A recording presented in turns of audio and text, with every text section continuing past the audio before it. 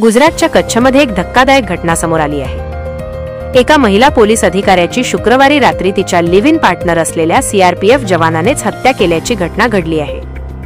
या घटनेमुळे गुजरातमध्ये मोठी खळबळ उडाली आहे। तसेच या सीआरपीएफ जवानाने महिला पोलीस अधिकाऱ्याची हत्या केल्यानंतर पोलीस ठाण्यात जाऊन आत्मसमर्पण देखील केलं आहे।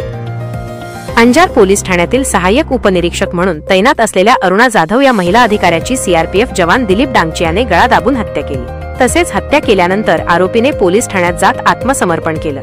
त्यानंतर या घटनेचा खुलासा झाला। या घटनेचा खुलासा झाल्यानंतर एकच खळबळ उडाली। पोलिसांनी आरोपी जवानाला अटक केलं असून पुढील तपास सुरू केला आहे। आरोपी जवान हा गुजरात पोलीस दलात कार्यरत होता। आरोपी जवानाचे एएसआय असलेल्या महिला अधिकाऱ्याशी प्रेम संबंध होते। मात्र शुक्रवारी रात्री त्यांच्या दोघांमध्ये जोराचं भांडण झाल्याचं सांगितलं जात आहे। दोघांत झालेल्या वादानंतर आरोपी जवानाने एएसआय असलेल्या महिला अधिकाऱ्याचा गळा दाबून खून केला। या संदर्भातील वृत्त इंडियन एक्सप्रेसने दिले आहे। दरम्यान या घटनेबाबत अंजार विभागाचे पोलीस उपअधीक्षक मुकेश चौधरी यांनी माहिती देताना सांगितलं की अरुणा आणि दिलीप 2021 मध्ये इंस्टाग्रामद्वारे संपर्कात आले होते।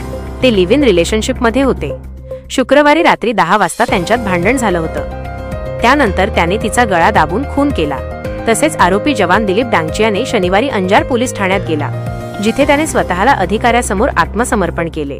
पोलीस या प्रकरणाचा तपास करत आहेत। घटनेची माहिती मिळताच पोलिसांनी एएसआयच्या कुटुंबाला माहिती दिली। पोलीस या घटनेचा सर्व बाजूंनी तपास करत आहेत। मृत अरुणा जाधव ही कच्छ पोलिसांच्या अंजार विभागातील अंजार पोलीस ठाण्यात एएसआय म्हणून कार्यरत होती। दरम्यान ज्या दिवशी ही घटना घडली तेव्हा रात्री उशिरा अरुणा आणि तिचा मित्र दिलीप डांगचिया यांच्यात कशावरून तरी जोरदार भांडण झालं होतं। त्यानंतर त्याने तिची घरी गळा दाबून तिची हत्या केली।